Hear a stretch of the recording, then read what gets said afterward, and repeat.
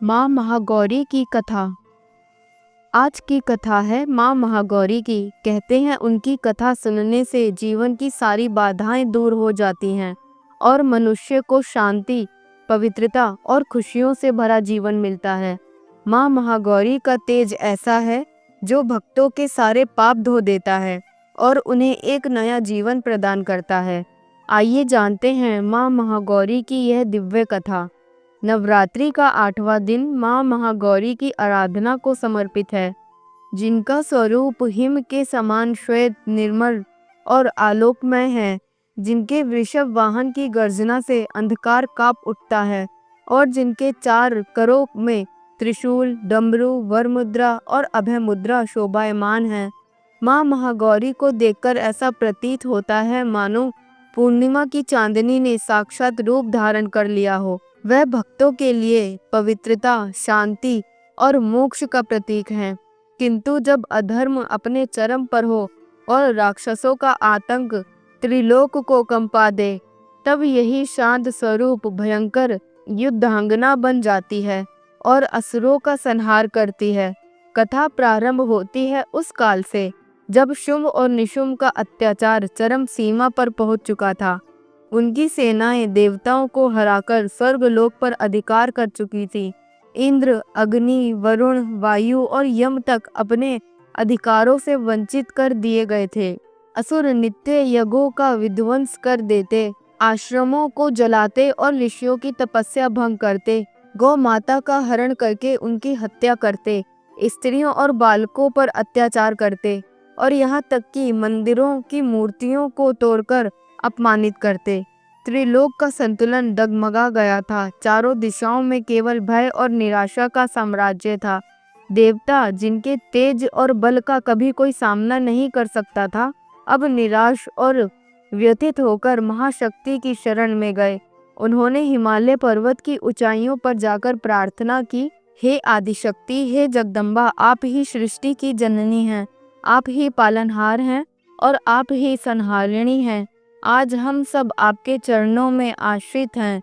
शुंभ, निशुंभ और उसके अनुचर राक्षस हमारे लिए असहनीय हो गए हैं। उनके अत्याचार से लोग थर्रा उठे हैं। यज्ञ और धर्म समाप्त होने को है।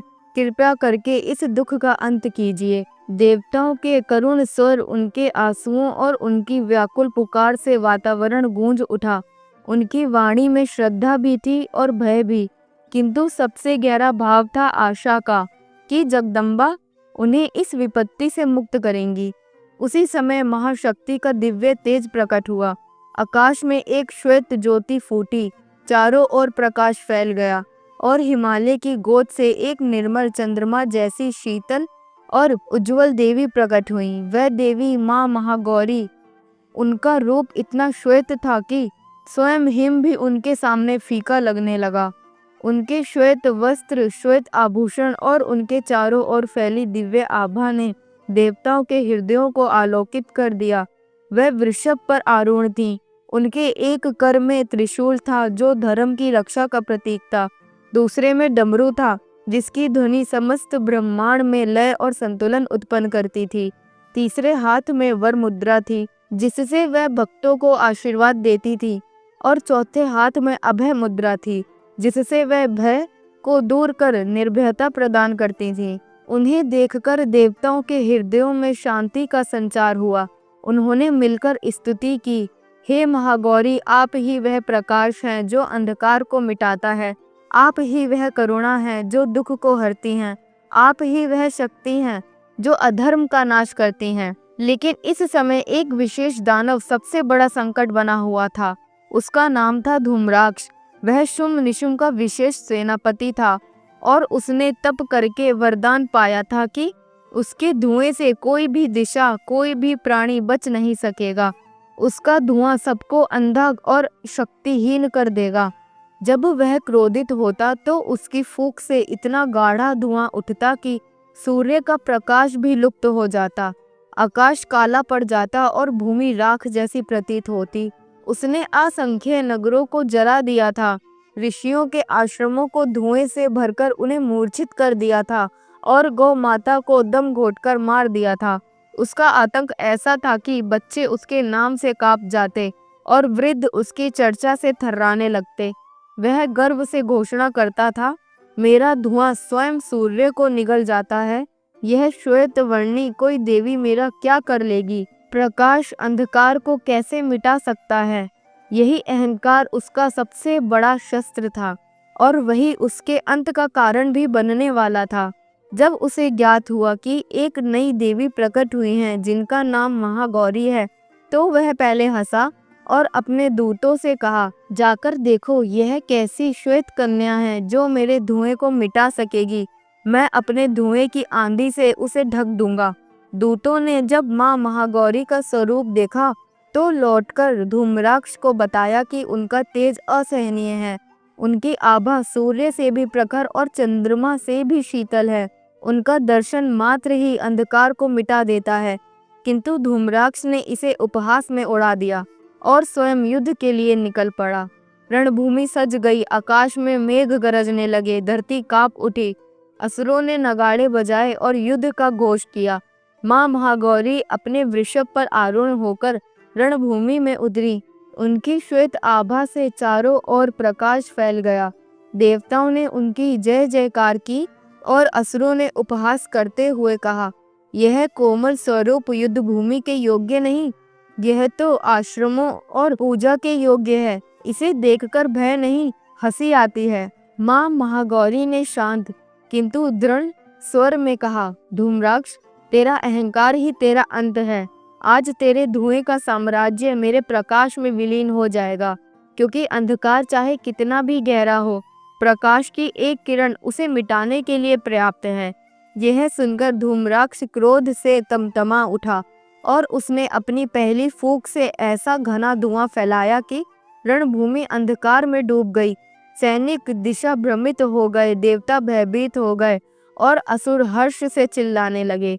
किंतु तभी माँ महागौरी की श्वेत आभा और भी प्रखर होकर फूटी।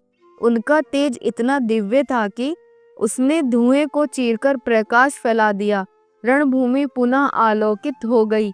देवताओं ने जय महागौरी का जयकारा लगाया और असुर हतप्रभ रह गए। धूम्राक्ष ने अग्नि बाण चलाए, जिससे पर्वत जलने लगे और नदियां सूख गईं। परंतु माँ महागौरी ने अपने त्रिशूल से उन अग्नि बाणों को काटकर नष्ट कर दिया। उन्होंने अपने डमरू को बजाया। उसकी ध्वनि से ऐसा कंपन उत्पन्न हुआ कि असुरों की सेना के कान फटने लगे। कई मूर्छित होकर गिर पड़े और कई भाग खड़े हुए। धूम्राक्ष ने मायावी रूपों का प्रयोग किया। कहीं हाथियों की सेना खड़ी की, कहीं सिंहों का झुंड और कहीं अजगरों का दल। परंतु माँ महागौरी ने अपने श्वेत प्रकाश से उन सबको भस्म कर दिया। उनका वृषभ गर्जना करता हुआ आगे बढ़ा और असुरों को अपने नखों से कुचलने लगा। युद्ध के बीच संवाद हुआ। धूम्राक्ष बोला, देवी, तेरा यह प्रकाश क्षणिक है, मेरा धुआं अनंत है। स्त्री युद्ध के लिए नहीं बनी है। तू अभी लौट जा, अन्यथा नष्ट हो जाएगी। माँ महागौरी ने दृढ़ स्वर में उत्तर दिया, धूम्राक्ष, यह तेरी मूर्खता है कि तू स्त्री को केवल कोमलता का प्रतीक समझता है। स्त्री ही सृष्टि की जननी है, वह पालनहार भी है और संहारिणी भी।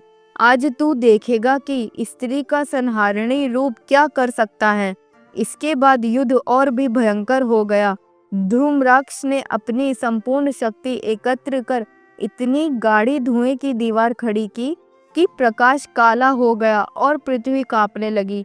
परंतु माँ महागौरी ने अपने त्रिशूल को आकाश की ओर उठाया और एक ही प्रहार से उस धुएं के पर्वत को चीरकर भस्म कर दिया। उनकी श्वेत ज्योति ने रणभूमि को फिर से आलोकित कर दिया। फिर उन्होंने त्रिशूल सीधा धूम्राक्ष के हृदय में उतार दिया। उसकी चीख से रणभूमि गूंज उठी। उसका धुआं उसी क्षण विलीन हो गया और उसका शरीर धरती पर गिर पड़ा। उसकी मृत्यु के साथ ही अंधकार का साम्राज्य नष्ट हो गया और चारों ओर प्रकाश ही प्रकाश फैल गया। देवताओं ने प्रसन्न होकर आकाश से पुष्प वर्षा की। ऋषियों और मुनियों ने स्तुति की, हे महागौरी, आप ही पवित्रता की मूर्ति हैं। आपके स्मरण से ही जीवन का अंधकार मिट जाता है। आप ही वह ज्योति हैं जो भक्तों को सत्य का मार्ग दिखाती हैं। माँ महागौरी ने वरदान दिया, जो मुझे नवरात्रि के 8वें दिन श्रद्धा से पूजेगा उसके जीवन में अज्ञान और दुख का अंधकार मिट जाएगा और उसे शांति और सुख प्राप्त होगा। इस प्रकार माँ महागौरी की कथा यह संदेश देती है कि धर्म और पवित्रता का प्रकाश सदैव अधर्म और अंधकार को नष्ट करता है। स्त्री केवल कोमलता का प्रतीक नहीं, बल्कि वह शक्ति है जो आवश्यकता पड़ने पर संहारिणी बनकर अधर्म का अंत कर देती है।